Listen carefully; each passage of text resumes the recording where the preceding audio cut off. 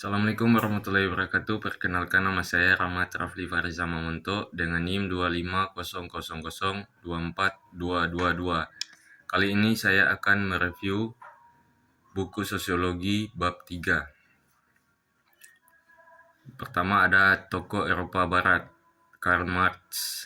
Menurut Marx, hukum dan kekuasaan politik itu merupakan sarana kapitalis yang berkuasa di bidang ekonomi untuk menggengkan kegunaan harta kekayaan sebagai sarana produksi dan sarana eksploitasi. Pokok pemikiran Marx dalam sosiologi hukum adalah sebagai berikut. Hukum adalah alat yang menyebabkan timbulnya konflik dan perpecahan. Hukum tidak berfungsi untuk melindungi, hukum hanya melindungi kelompok-kelompok yang dominan. Hukum bukan merupakan alat integrasi, tetapi merupakan pendukung ketidaksamaan dan ketidakseimbangan yang dapat membentuk perpecahan kelas. Hukum dan kekuasaan merupakan sarana dari kaum kapitalis yang berkuasa di bidang ekonomi untuk melanggengkan kekuasaan. Hukum bukanlah model idealis dari moral masyarakat, atau setidak-tidaknya masyarakat bukanlah manifestasi normatif dari apa yang telah dihukumkan.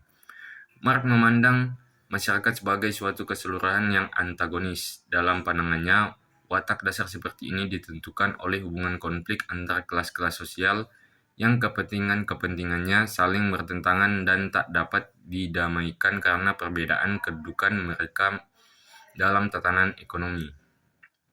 Yang kedua ada Henry S. Maine. Pemikiran Maine dalam bidang sosiologi hukum adalah sebagai berikut. Masyarakat bukanlah masyarakat yang serba laten, melainkan yang bersifat kontingen. Dari sinilah ia dicetuskan sebagai bapak teori evolusi klasik. Teori ini mengatakan bahwa masyarakat yang progresif adalah masyarakat yang bergerak dari status ke kontrak. Dalam masyarakat terdapat askripsi tertentu, yang sesungguhnya merupakan pengadugerahan atribut dan kapasitas kepada warga masyarakat yang bersangkutan, dengan posisi masing-masing di dalam tatanan status yang telah diradisikan dalam masyarakat. Kenyataan dalam masyarakat akan berubah tatkala masyarakat melakukan transisi ke situasi-situasi baru yang berhubungan dengan membesarnya agresi dalam kehidupan. Yang ketiga ada Emil Durkheim. Ia adalah seorang ahli sosiologi yang sejak semula mempunyai perhatian yang sangat tinggi terhadap hukum. Sebagai seorang sosiologi, ia amat terikat pada penggunaan metodologi empiris dalam mengungkap idenya tentang hukum. Durkheim bertolak dari penemuan yang terjadi dalam masyarakat dengan metode empirisnya.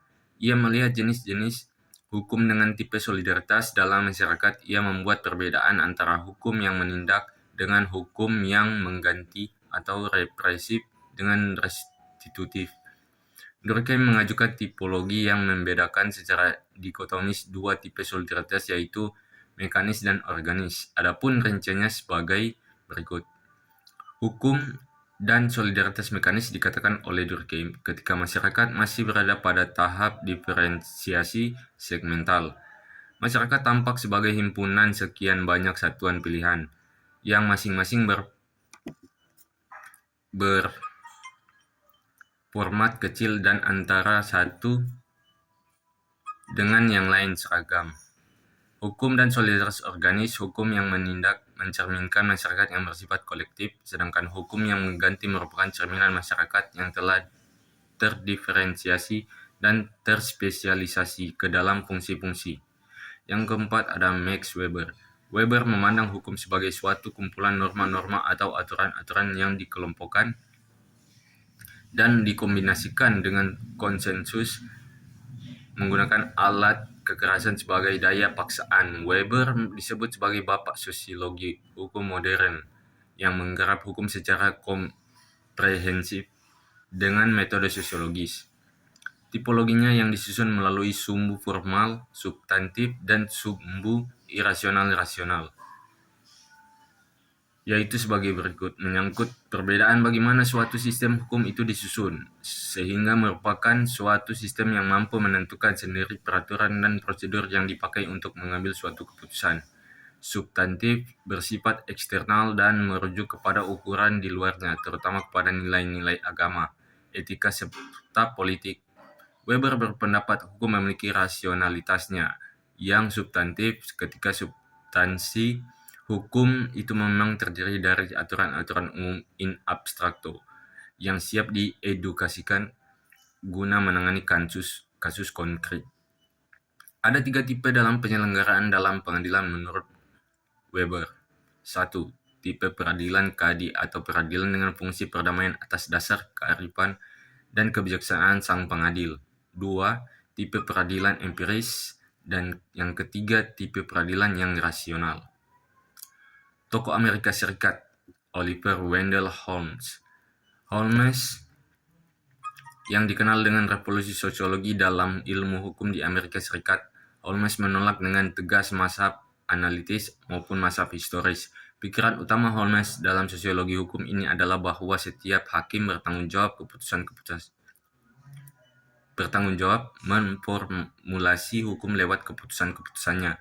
Hakim harus selalu sadar dan yakin bahwa hukum itu adalah bukan suatu hal omnipresent in the sky, melainkan sesuatu yang senantiasa hadir dalam situasi-situasi konkret to meet the social need.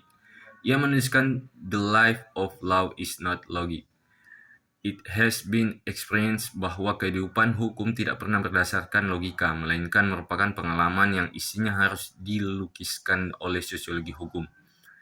Yang kedua, Benjamin Nathan Cardozo.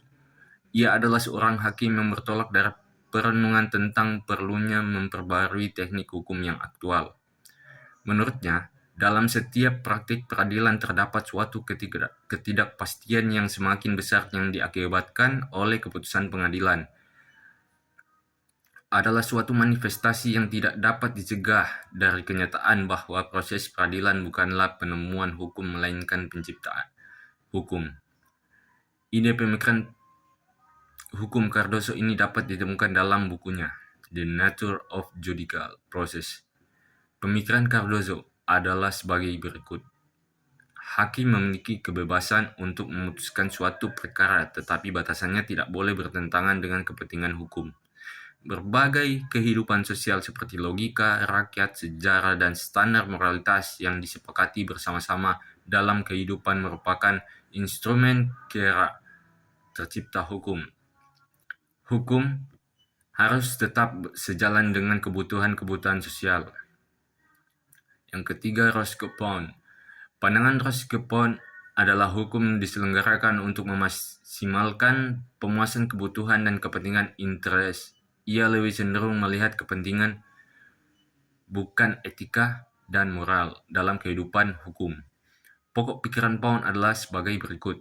Ia lebih menelah akibat-akibat sosial yang aktual dari adanya lembaga hukum dan doktrin-doktrin hukum, lebih pada fungsi hukum daripada isi abstraknya.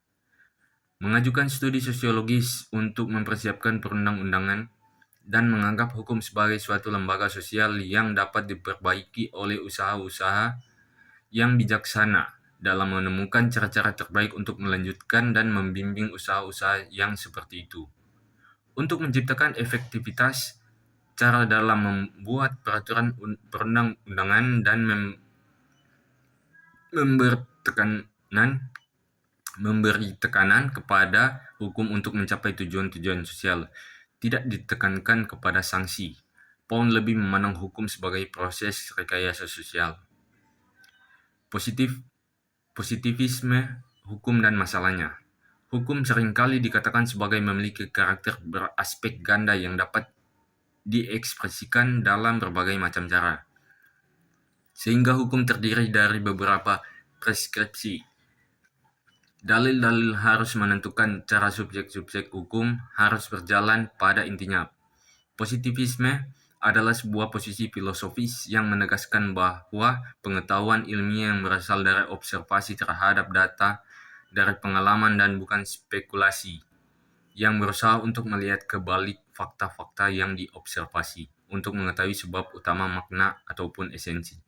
Positivisme hukum berusaha mencari pengujian hukum yang memungkinkan untuk mengidentifikasi data sejauh mungkin tanpa melihat ke balik peraturan-peraturan legislatif tersebut.